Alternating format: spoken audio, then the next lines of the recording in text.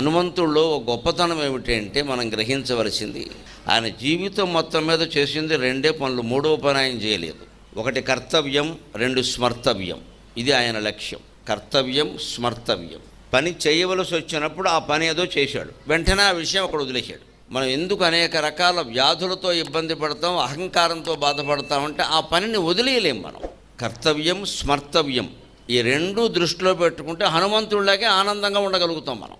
ఆయన బ్రహ్మచారి కాబట్టి ఆనందంగా ఉన్నాడు, కుటుంబం లేదు కాబట్టి ఆనందంగా ఉన్నాడు, పిల్లలు లేరు కాబట్టి ఆనందంగా. ఇవన్నీ అనవసరమైన విషయాలు, మనకి చేతకాక మాట్లాడే మాటలు. కుటుంబం ఉన్నవాళ్ళు కూడా 16,000 మంది భార్యలను చేసుకున్న శ్రీకృష్ణుడు ఎప్పుడూ ఆనందంగానే ఉన్నాడు. ఆనందం అంటే ఆయనే.